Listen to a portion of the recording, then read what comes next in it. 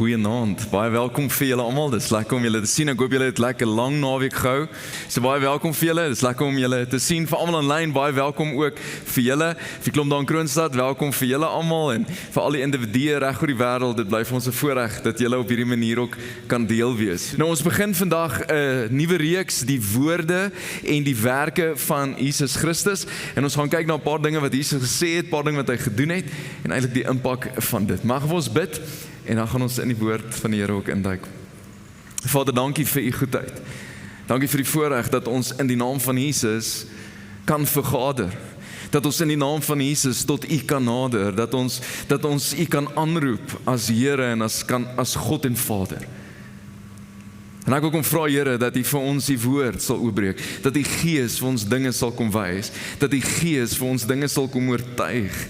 Selfs al sien ons dit nie soos wat ons dink ons moet dit sien nie. Here, u is goed en wat u doen is goed. En ons eer u en ons prys u daarvoor. In Jesus naam. Amen. Soms het jy 'n vriendskap of daar's 'n sekere verhouding met iemand. En dan wat gebeur is dat jy ervaar op 'n stadium, maar luister, hier is nie 'n neem en gee verhouding nie. Hierdie persoon soek die hele tyd iets van my. En as jy ervaar dat iemand soek die hele tyd iets van jou, op langtermyn is dit net nie wat dit kan wees nie. Ek spot my kinders baie keer die laaste tyd en sê, partykeer voel ek net soos die lift. Ek is net die sjofeur. Dis hulle worry nie bly dat hulle pa kom opdaag nie. Dis net die lift het opgedaag sodat hulle kan vat na die volgende plek toe. Nou die van julle wat ouers is, julle sal iets van dit verstaan, of die ouer boetie en sussie wat die jonger is met rondry. Jy soos hulle worry oor jou nie. Dis net oor die lift. En partykeer is daar sekere dinge wat ons beleef in verhoudings daar's net van een kant af wat dit kom. Die gevaar is dat ons dit baie keer ook doen met die Here self en dat ons dink dat dit gaan net oor wat ons kan uitkry uit hierdie verhouding en dan kan ons nie heeltemal 'n opregte verhouding bou soos wat dit moet wees nie. Nou ons gaan in hierdie volgende paar weke gaan ons kyk na dinge wat Jesus gesê het en dinge wat Jesus gedoen het om iets te wys van wie hy werklik is. En ons gaan besig wees met dit tot en met Paasnaweek. En die gedeelte waarna ons vanaand gaan kyk is 'n bekende gedeelte as jy in kerk groot geword het. Dit is 'n wonderwerk wat in al 4 die evangelies opgeteken is. Dis die enigste wonderwerk wat in al 4 die evangelies opgeteken is boonbehalwe die opstanding van die Here Jesus.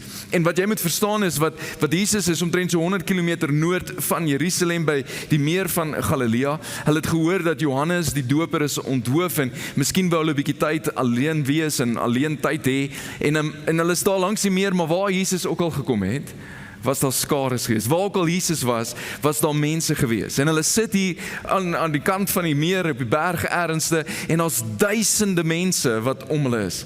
Want jy moet weet dat dit is naby Paasfees en Paasfees is die fees wat Jesus en die Jode eintlik gevier het om te onthou dit wat God gedoen het, hoe hy hulle onder die onderdrukking van Egipte uitgebring het en hoe hy hulle kom bevry het van daar en deur Moses die leier op daardie stadium. En dit is belangrik om dit in gedagte te hou oor wat hier gebeur. En Jesus vra vir een van sy disippels, spesifiek Filippus, wat van hierdie area afkom en hy vra vir hom, waar gaan ons kos kry om vir al hierdie mense kos te gee? En Filippus kyk rond en dit is baie belangrik dat jy sal weet dat die Bybel sê die mans is getel en die mans was 5000 alleen.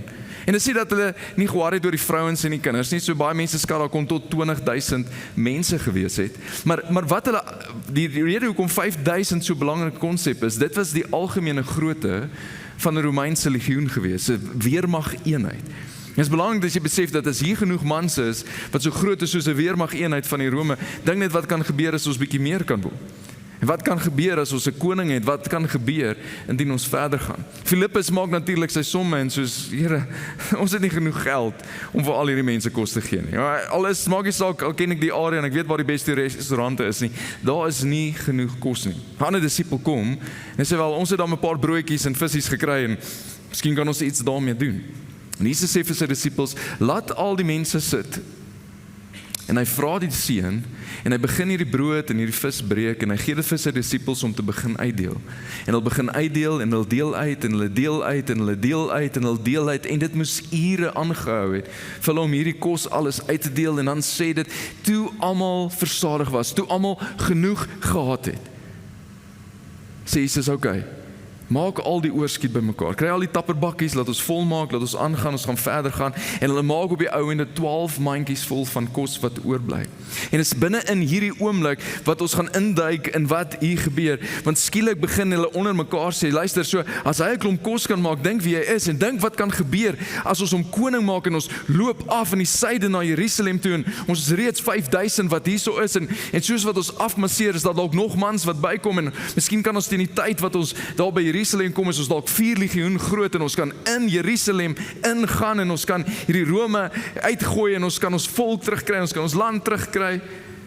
Kan hulle net dink wat kan gebeur. En is binne in hierdie gesprekke en gedagtes dat ons induik in hierdie. En jy is welkom om saam met te volg in Johannes 6 in jou Bybel of op jou raamwerk. En in Johannes 6 vers 14 staan dat toe die mense die wonderteken sien wat Jesus gedoen het hulle gesê, en hier's baie belangrike woord, wonderteken.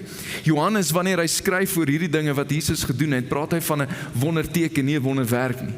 En wat hy wil sê is dat hierdie wonderwerk wat Jesus gedoen het, is eintlik 'n teken wat wys na iets groters, wat wys na die identiteit van Jesus, wat wys na iets wat belangriker is as net die wonderwerk wat hier gebeur het.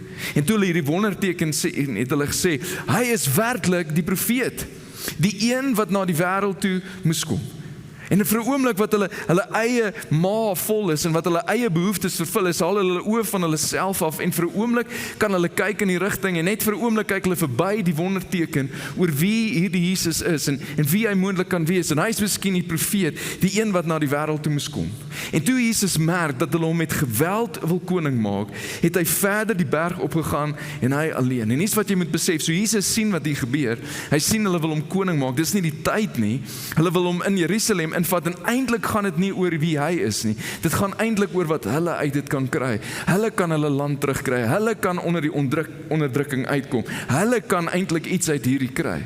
En net voor dit gebeur sit Jesus sy disippels op 'n boot. Hy sê gaan oor na die ander kant van die meer. Ek wil nie julle moet beïnvloed deur wat hier gesê word nie. En dan stuur hy hierdie skare huis toe en hy gaan alleen op teen die berg om te bid. En dan lees ons dat die disippels roei die hele nag en hulle kom nie te ver nie en Jesus loop op water en hy sluit by hulle aan en hulle kom aan die ander kant van die meer teen die volgende dag. En in hierdie tyd is hierdie mense se maag weer leeg en hulle behoeftes is weer groter en hulle oë is af van wie Jesus moontlik kan wees, terug na hulle eie behoeftes. En ons lees in vers 25, en toe hulle vir Jesus oorkant die see kry, vra hulle vir hom, Rabbi, wanneer het jy hierheen gekom? Ons het gesien, was net die disippels wat wegvaar het. Ons sien hier, maar dit gaan nie eintlik oor wat is moontlik hier aan die gebeur nie, dit is eintlik oor wat ons kan kry uit hierheen. Wat kan dalk die volgende ding wees wat u vir ons kan doen? En Jesus weet dit en hy sien deur dit en hy spreek dit sommer dadelik aan en hy sê, dit verseker ek julle soek my nie omdat julle die wondertekens gesien het nie. Dit gaan nie eintlik oor wat julle gesien het nie, maar omdat julle van die brood geëet en versadig geword het. Julle soek my eintlik nie oor wie ek is nie, maar oor eintlik wat ek vir julle kan doen. Julle soek my nie oor my identiteit nie, maar oor wat julle kan kry uit dit, deurdat julle naby aan my eintlik is. Dan sê Jesus, julle moenie werk vir die voedsel wat vergaan nie. Julle moenie leef vir dit wat vergaan nie. Julle moenie julle lewe gee vir dit wat vergaan nie. Julle moenie julle lewe mors op dit wat vergaan nie. Dit wat tydelik is nie, maar vir die voedsel wat nie vergaan nie en wat ewige lewe gee. Haal julle fokus af van wat tydelik is en julle behoeftes en fokus eerder op dit wat ewigheidswaarde het, op dit wat belangrik is en wat vir altyd en vir ewigheid gaan punte tel. Dit sal die seun van die mens vir julle gee, want God die Vader het hom die mag daartoe verleen. En hy sê, luister, hier's wat julle moet besef, julle kan of fokus op wat julle tydelik kan kry, of julle kan fokus op wie ek is, en eintlik in my is daar alles wat julle nodig het vir julle lewe. Hulle vra hom toe, wat moet ons doen om te doen wat God van ons verlang? Sê vir ons, wat is die boksies wat ons moet tik? Sê vir ons, wat is die wette wat ons moet nakom? Sê vir ons net, wat kan ons doen, sodat ons kan leef soos wat hy wil hê? En Jesus antwoord hulle, wat God van julle verlang, is dat julle moet glo in hom, wat hy gestuur het. Nie net dat julle sal glo in 'n konsep nie, dat julle sal glo in 'n iemand, dat julle oë sal afval van alles wat julle kan doen en dat julle sal glo. Dit is wat nodig is binne in hierdie koninkryk, dat julle sal glo in God. Nie net al die goedjies doen wat kerkmense doen en wat mense doen wat sê dat hulle is by die Here nie. Nee, julle moet glo, julle moet 'n vertroue hê, julle moet julle vertroue in my sit. En hulle sê toe vir hom, Wat 'n wonderteken kan U doen sodat ons dit kan sien en U kan glo? Wat gaan U doen? En dit is so half, het julle nou net vergeet, soos, dis net die volgende dag, en onthou julle die 20,000 van julle wat geëet het, en julle weet daar was nie baie brood en baie vis nie, maar julle het iets van dit gesien, en nou sê Jesus wat eintlik belangrik is dat julle moet glo in my, nie net in 'n konsep nie, julle moet sekere dinge doen nie, en julle eerste vraag is, wat gaan U doen? Wat gaan U doen vir ons? Wat gaan ons uit hierdie kry? Wat gaan ons sien U kan doen? En ons kyk na hierdie ouens, en ons dink baie keer, julle is belaglik, kan julle net oor hierdie kom? Maar dis presies waar ons is. Sien, in ons terme sal ons dinge sê soos, ek sal weer begin kerk toe kom, as God net hierdie gebed van my beantwoord. Ek sal weer begin glo, as God net daar kan genees. Ek sal weer begin kerk toe gaan, as God net my 'n nuwe werk kan gee. As God net hierdie verhouding kan herstel. As God net hierdie kan doen, dan sal ek weer volg. As ek net dit kan kry, hier is wat my behoefte is, en as God net dit kan doen, dan sal ek weer volg. Dan sal ek glo. Dan sal ek hom vertrou. Dan sal ek hierdie pad saamstap. Dan sal ek gaan om my wat ek kan kry, en dan sal ek God volg. En binne in hierdie konteks van die fees wat naby is, en ons praat, en Jesus praat oor brood en dinge, sê hulle, ons voorouers het manna in die woestyn geëet. Praat van 'n wonderteken.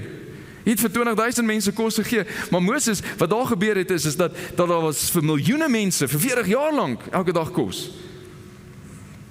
Soos daar geskrywe staan, hy het aan hulle brood uit die hemel gegee om te eet. En Jesus sê, julle mis alles wat daar gebeur het. Dit verseker ek julle, dit is nie Moses wat vir julle die brood uit die hemel gegee het nie.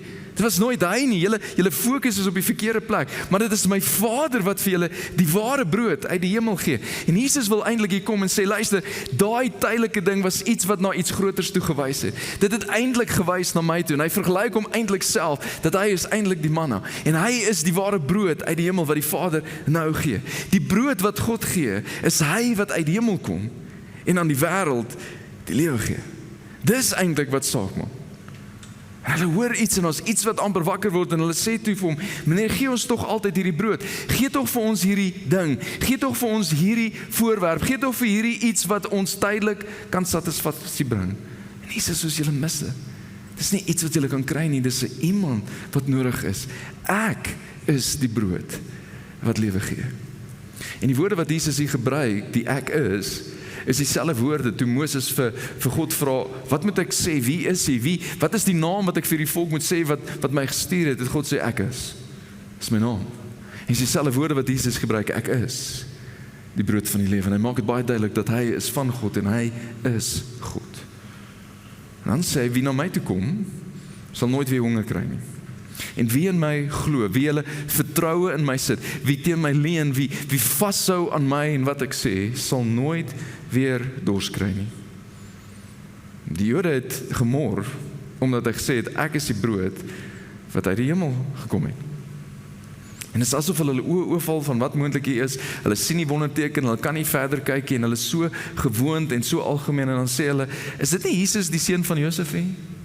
Ons ken mos sy pa en sy ma, hoe kan hy nou sê, ek kom uit die hemel uit?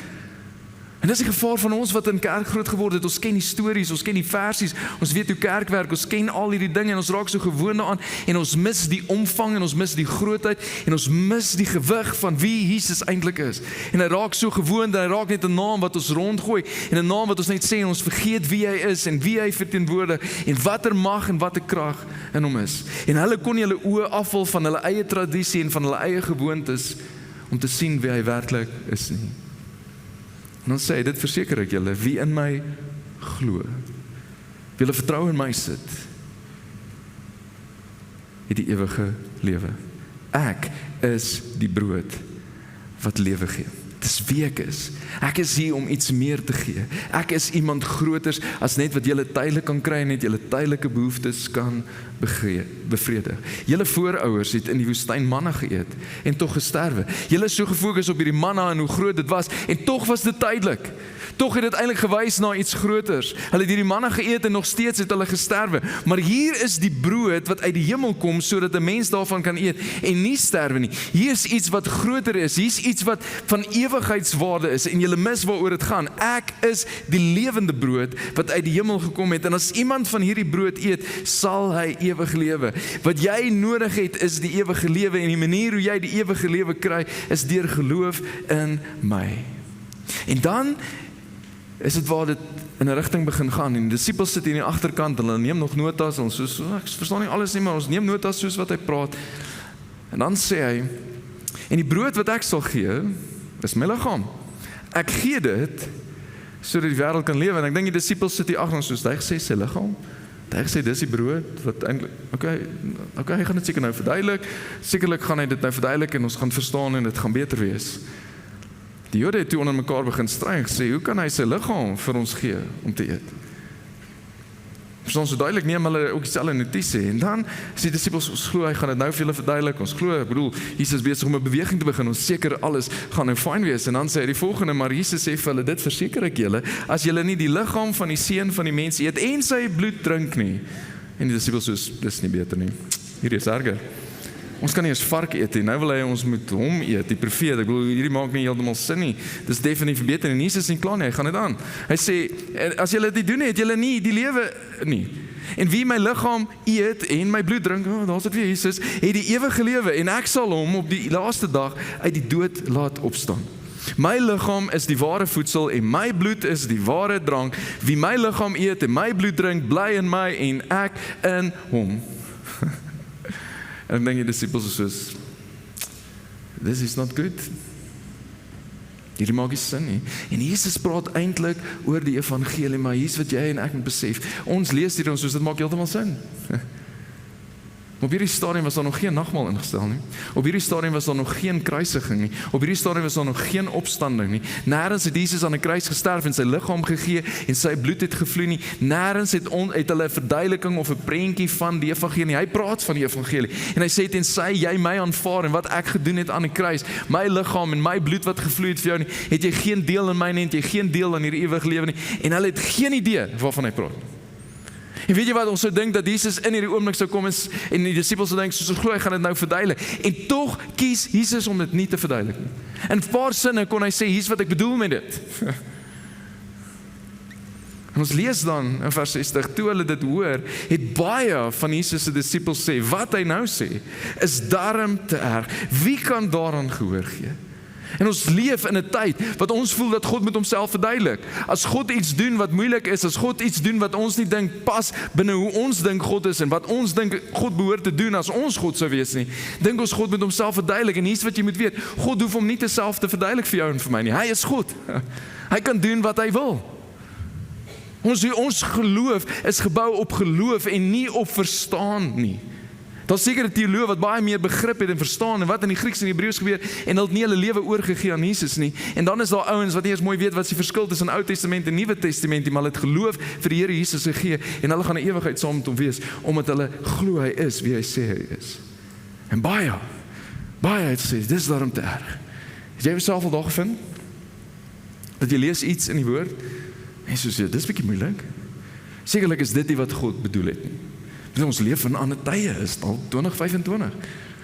Dis 'n bietjie oudtyds. Dis nie meer van toepassing vir waar ons leef nie. Dis nie meer hoe mense leef nie. Almal anders doen dit so in hierdie wêreld. Dis 'n ander tyd gewees. Reinheid lyk anders te nou. Waarheid is wat jy dit nou definieer. En ons mis die omvang van wat Jesus eintlik bedoel. Jesus het van self geweet dat sy disippels hier oormoor en hy sê vir hulle, skrik het julle af? Wat ek nou gesê het? Hy het dan gesê, neem julle aanstoot deur wat ek nou gesê het? En ek dink hulle reaksie was soos, ja ons doen. Ja, dit gee aanstoot. Hy praat van bloed drink en die liggaam eet. Ons leef, ons ouers sê, ons kan nie eens 'n medium steak eet nie. Daar kan nie eens 'n bietjie bloed in dit wees nie. Ons kan nie eens vark eet nie. Nou praat hy van ons moet eet en bloed drink. Ja, dit gee aanstoot. Ja, dit maak nie sin nie. En dan is dit asof God net vir 'n oomblik die gordyn so ooptrek. Dit is asof Jesus net die gordyn ooptrek, so hulle net so 'n bietjie verder kan kyk, asof hy die blinders net so eentjie oopmaak, dat hulle net iets verder kon sien. En hy sê, wat dan nog as julle die seun van die mens sien opvaar, en waar hy voorheen was. En dit is asof hy wil sê, luister, daar gaan 'n tyd kom, dat ons gaan op 'n berg staan, en ek gaan opvaar na die hemel, en ek gaan teruggaan van waar ek vandaan kom, en in die triespieeltjie gaan daar wees dat ek die nagmaal ingestel, en in die triespieeltjie gaan wees, dat my liggaam aan 'n kruis gehang het, en dat ek gesterf het en dat ek begrawe is, en in die triespieeltjie gaan daar opstanding wees, en in die triespieeltjie gaan alles sin maak wat nou nie sin maak nie. Die een wat gesê het, hy is die opstanding en die lewe, het dit actually dan gedoen, en julle gaan iets van dit kan terugkyk en sien, en ek gaan terug hemel toe, en alles wat nou gesê is, gaan heeltemal sin maak, maar waar julle nou is, maak dit glad nie sin nie. En dan lees ons vers 6, hieroor het baie van sy disippels omgedraai huis toe en nie meer saam met hom gegaan nie. En weet jy wat doen Jesus aan dit? Absoluut niks. So, as dit ek was, sou ek dalk wanneer jy sê, oor Pieter, daai maak nie sin wat jy gesê het nie, en soos nee, ons gaan net nie meer kom nie, soos sorry, jy het dit mooi verstaan. Dis eintlik wat ek bedoel het, dis eintlik hoe dit gaan, dis eintlik die konteks van dit. En Jesus net soos, okay. En hy kies om nie te verduidelik. Was jy al daar gewees? Was jy al daar gewees dat God iets gedoen het of nie gedoen het nie en jy voel jy wil net wegloop? Was jy al daar gewees dat God iets gesê het en dit maak nie vir jou sin nie en jy voel net jy wil wegloop? Miskien het jy 'n siekte. Miskien het jy vorentoe gekom en ons nooi jou elke Sondag aan die einde van die dienstyd, kom bid, daar is mense wat vir jou wil bid en kom na die tyd en jy het geloof gehad en jy het gekom en jy het gebid en sê, Here, ek het geloof, help my met hierdie ding en is 2 weke later en niks het verander. En jy het miskien hierdie siekte en jy soos, Here, wil U my kom genees, wil U my nie net kom gesond maak nie, en ek sal getuig van U en ek sal U al die eer en al die glorie bring en ek sien al hoe ek getuig en ek sien al hoe ek U naam groot maak en ek sien hoe heilig maak, wil U nie kom nie en aanvanklik het dit eintlik beter gegaan en toe is al weer dokterstoetse en ons weer bloedtoetse en ons weer dinge en ons resultate en eintlik is dit erger. En jy soos, Here, maar ek het gevra en ek glo U kan genees en ek weet U is die geneesheer, hoekom het U niks verander? Of miskien is jy in 'n huwelik. En vir jare en jare bid jy al dat God jou man sal red wat nie by die Here is nie. En vir jare bid jy en vir jare bid jy saam met ander mense en ander mense bid vir jou en daar is net niks wat verander het. Of miskien is jou man 'n gelowige, maar het jou ergens verneek en jy soos, Here, ek sal homself terugneem en dit gaan baie moeilik wees, maar ek gaan kies en iets van dit gaan wys, iets van U vergifnis en iets van U glorie en iets van U evangelie en dit gaan U al die eer bring en jou man kies net om niks met jou te doen nie. Wat maak jy? Of miskien het jy finansiële probleme. Nee, soos ek het my brood en visies gegee. Ek het gesaai en ek het geseën en ek het gegee en ek het al bou aan die koninkryk en ek het al bou aan U kerk en ek het al bou dat die evangelie kan versprei en iewers het iemand iets gevat en iemand 'n vernoot het my verraai en 'n deal het nie deurgekom en skielik is ek in die finansiële probleme en ek kan nie eers alles betaal nie. En Here, U het al gesien wat ek gedoen het. Hoekom doen U net iets aan hierdie nie? En niks verander. Of miskien jy een of ander verslawing. En jy gebid en gebid en gebid, dat God dit wegneem en jy weet hy kan dit wegneem en hy weet in 'n oomblik kan hy alles verander en nog steeds bly dit 'n battle. Of jy wil so graag kinders hê. En vir jare probeer julle al en julle doen, julle volg die Here en dan is daar ander ouens wat net soos buite die wil van die Here leef en lyk asof hulle net swanger raak. En asof dit nie genoeg is daar nog een op pad. En hy sê soos, Here, wat van ons? En dit is so 'n moeilike konsep en dit is so moeilik en dit is soveel seer. En jy bid en jy vra die Here en net niks. Of jou depressie, of jou uitdagings by jou werk, of jou uitdagings in jou familie. En dit lyk net asof God niks aan dit doen nie. Wat doen jy dan in daai situasie? Wat doen jy as jy eintlik voel jy wil wegloop van hom af? Jesus vra toe die 12, wil julle ook weggaan? Wil julle nie ook weggaan nie? Wat doen jy? Wanneer daar soveel twyfel is, en dit wat altyd waar was, nie waar voel in hierdie oomblik nie. En jy so begin twyfel in dit wat God gesê het, en begin twyfel aan wie is, wat doen jy in daai oomblikke? Want dis wat gebeur, en dis wat jy moet weet. Wanneer ek en jy begin twyfel, en wanneer ons begin wonder in hierdie moeilike omstandighede of dinge wat nie verander nie. Die vyand wil hê dat jy jou twyfel begin glo, en dat jy begin twyfel in dit wat jy wel glo, en dit waarin jy wel oortuigings het. Baie keer in hierdie moeilike omstandighede, dit wat waar is, voel nie waar nie.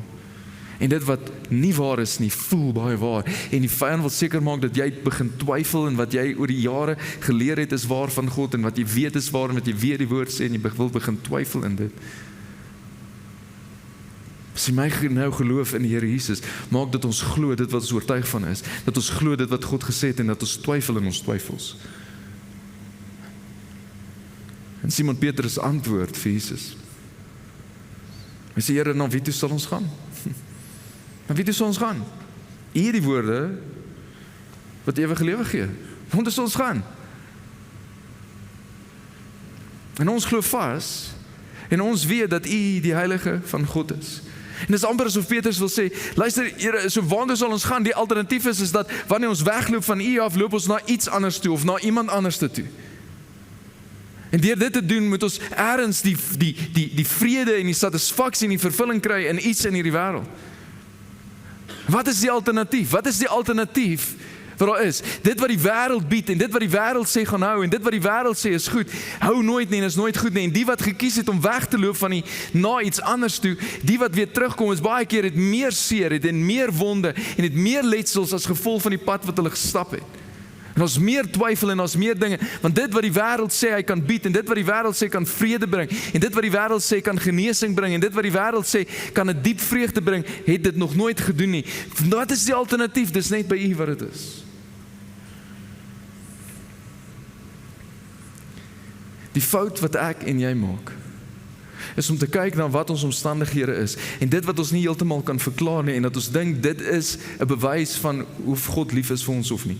En wanneer dit nie gaan soos wat ons gehoop het nie, wanneer God nie gedoen het wat ons gehoop het hy sal doen nie, moet dit sekerlik wys dat God het van ons vergeet. En die Bybel wil dit so duidelik maak dat jou en my omstandighede is nie 'n indikator van God se liefde nie. God het sy liefde aan jou en my bewys en het staan oor geskiedenis en het staan oor die eeue dat God het iets gedoen om te wys dat hy is lief vir jou en vir my. En niks kan dit verander nie. Die liefde wat God vir jou op hierdie oomblik het, gaan nooit minder wees as wat dit nou is nie. Die liefde wat God vir jou nou het, kan nooit meer wees nie, want dit is op maksimum. Romeine 5 skryf Paulus, hy sê, maar God bewys sy liefde. Hy praat nie net daarvan nie, hy dink nie net daaroor nie, hy voel dit nie net in sy hart nie, hy bewys sy liefde vir ons. Juis hierin dat Christus vir ons gesterf het, toe ons nog sondaars was. Hy het in ons rigting beweeg, toe ons nog niks in sy rigting beweeg het. Hy het iets gedoen wat wys sy liefde vir jou en vir my, toe ons nog sondaars was, toe ons nog ons rug op hom gedraai het, toe ons nog gerebelleer het teen hom, het hy alles gedoen wat nodig is, sodat ons in 'n verhouding met hom kan wees. Baie het weggeloop van Jesus, omdat Jesus nie nog wondertekens wou doen, omdat Jesus nie nog dinge wou doen wat hulle iets uit dit kon kry nie. En omdat hy nie gedoen het soos wat hulle wou hê hy moet doen nie, het baie weggeloop van hom af. Baie jare later sou Johannes sy evangelie neerskryf. En hy sou sekere dinge skryf en hy sou selfs aan die einde van die evangelie sê, luister, ek kan nie vir julle alles neerskryf wat Jesus gedoen het nie, daar is net te veel. Maar daar is baie intentioneel, die dinge wat ek neerskryf, die dinge wat ek wil hê, moet verder gaan en wat geslagte nog na moet lees en moet onthou, is baie spesifiek en dis sekere wondertekens wat Jesus gedoen het, omdat dit gewys het na iets groters, omdat dit gewys het na iemand groter, omdat dit gewys het na die identiteit van Jesus toe, en ek wil baie graag hê, dat julle moet weet van dit, sodat julle by dieselfde gevolgtrekking kom as waar ons gekom het, dat julle by dieselfde gevolgtrekking kan kom oor wie hierdie Jesus is, en dat julle lewe kan inrig op dieselfde manier as wat ons gedoen het, omdat julle dieselfde oortuiging het. En hy skryf dit so in Johannes 20, hy sê, maar hierdie wondertekens is beskrywe, sodat julle kan glo. Sodat julle kan glo, dat Jesus die Christus is, die Seun van God, en dat hy iets meer as net middagete vir julle wil gee, sodat julle deur te glo in sy naam die lewe kan hê. Dis meer as net wat jy dit kan kry, dis iets van waarde vir ewigheid, dis groter, en dis verder. Hy sê, dis hoekom ek wil hê, daar's lewe in hom, daar's iets groters in hom. En as jy op hierdie stadium net Jesus volg oor wat jy uit dit kan kry, Het jy nog nie besef wie hierdie Jesus is nie? Het jy nog nie die omvang gesien van wie hy is nie? Het jy nog nie die gewig gevoel van wie hy is nie? Het jy nog nie die diepte beleef van wie hy is en wat hy kan doen en hoe groot en magtig hy is nie? En solank as wat dit net oor jou gaan en wat jy uit dit kan kry, mis jy die waarde en die diepte van die lewe wat in hom is. Gaan jy net leef vir kos? Gaan jy net leef vir die middagete? Gaan jy net leef vir die wonderteken wat hy kan doen in jou lewe? Of gaan jy leef vir iets soveel groter en soveel meer? Vir iemand soveel groter en soveel meer?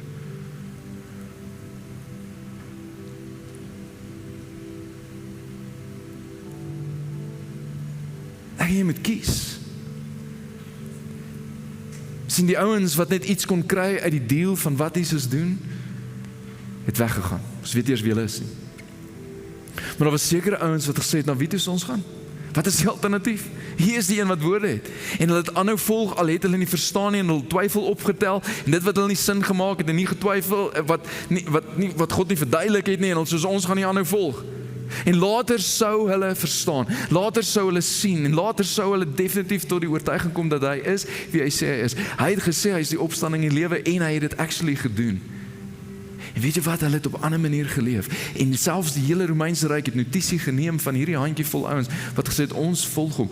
As ons hom het ons meer as enigiets wat ons nodig het. Deur hom te hê, al kry ons niks soos wat ons hoop nie, het ons nog steeds meer. Al antwoord hy nog nooit weer ons gebed nie, het ons reeds iets in hom gekry. En hulle het die wêreld verander. Kan jy dink wat kan gebeur? Indien die hele Bloemfontein net vir 2 weke niks vir die Here vra vir hulle self nie, en hulle doen net dit wat Jesus gesê het ons moet doen, en hulle het lief soos wat Jesus sê ons moet lief het, en hulle gee soos wat Jesus sê ons moet gee, en hulle leef in vrygewigheid soos wat Jesus gesê het, en hulle is die pa soos wat God gesê het hulle moet wees in hulle huis, en hulle is die ma soos wat God gesê het hulle moet wees, of hulle is die kind, en hulle doen wat God gesê het as kind moet doen. Kan jy dink wat kan gebeur? Kan jy dink wat kan gebeur as wanneer Christene net nie meer aan hulle eie belange dink nie, maar ook aan die van ander? As hulle in nederigheid ander mense hoor ag as hulle self en ander mense se behoeftes bo hulle eie sit, kan jy dink wat net in 2 weke kan gebeur in Bloemfontein? Kan jy dink wat kan gebeur in Kroonstad? Kan jy dink wat gebeur in die Vrystaat? Kan jy dink wat kan gebeur in ons land? Jong mense, kan ek vir oomblik vir jou iets sê? Dit wat Jesus sê, maak nie altyd sin in hierdie wêreld nie. En wat jou vriende sê en wat die wêreld sê is, come on, niemand sal weet nie, come on, jy is so oudtyds, come on, die wêreld het verander, almal doen dit. En in daai oomblik kan jy kies om jou eie satisfaksie te verwerk en jou eie behoeftes wat jy het in vervulling te bring, of jy kan sê, Here, ek verstaan nie alles, maar wat is die alternatief? Ek kies om U te volg. Dis moeilik en ek maak nie vir my sin nie, maar ek kies om U te volg. Want U is soveel meer, U is soveel groter. Wat kan gebeur as jy as jong mens jou lewe kan gee vir die een wat groter is? As jy by die gevolgtrekking kom, as ek hom het ek meer as wat ek ooit kan hê. En al doen hy nooit weer iets vir my nie. Al antwoord hy nooit weer gebed van hy, het ek genoeg en is ek in 'n lewende verhouding met hom.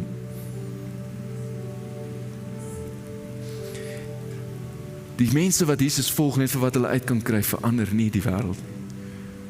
Maar die ouens wat sê ek volg Jesus, al verstaan ek nie alles nie, oor wie hy is, verander hierdie wêreld. Hulle los 'n merk in hierdie wêreld. Nie hulle eie merk nie, maar die merk vir Jesus Christus en vir sy koninkryk. En die geloofshelde waarvan ons lees en waarvan ons weet, is ons wat sê, ek volg U ten spyte van.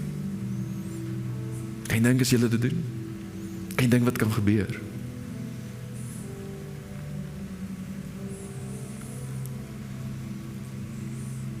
Maar solank as jou fokus op jouself is, gaan jy mis die geleentheid oor die een wat voor jou staan en sê, ek is die brood van die lewe. Wie ek is soveel meer. Het bring soveel meer vervulling as enige iets wat hierdie wêreld kan gee. En hy sê, volg my. Volg my. Ek vra, as gaan jy volg? of gaan jou rug draai, soos baie gedoen het, en weggeloop het, omdat dit nie sin gemaak het. Kom ons bid saam.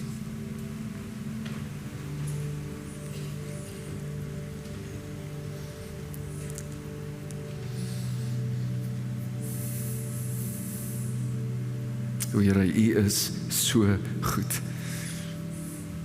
U is wie U is. U is hoog verhewe. U is die heilige God. U is die een wat ons eerste lief gehad het. U is die een wat ons so lief het dat U U seun gestuur het. Sodat ons, wanneer ons glo, 'n ewige verhouding met U kan hê, dat ons U kinders genoem mag word. Dat ons U Vader mag noem. Dat ons in verhouding met U kan leef. Het verder gaan as hierdie wêreld. Het verder gaan as die tydelike.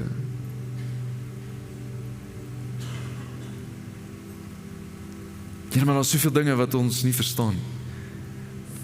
Ja, ek weet, hier sit 'n klomp mense met baie seer. En ek weet ook dat U skryf nie net hulle seer af en soos kom met oor dit nie. U ken die detail. U ken die detail van hulle teleurstelling. U ken die detail van hulle vrae. U ken die detail van die seer en die verlies wat hulle beleef. En die dinge wat hulle herinner aan hierdie seer en hulle herinner aan hierdie verlies.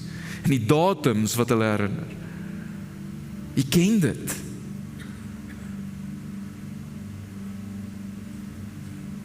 Ek bid Here dat U hulle binne in dit sal ontmoet. En dat hulle in dit U liefde sal beleef. En in dit U hart vir hulle. En dat hulle sal weet, dat hulle sal weet, dat hulle sal weet, dat hulle soos Petrus sal sê, ons glo vas. Dat hulle sal weet, U is genoeg. U is genoeg vir hierdie seisoen. U is genoeg vir die oomblik.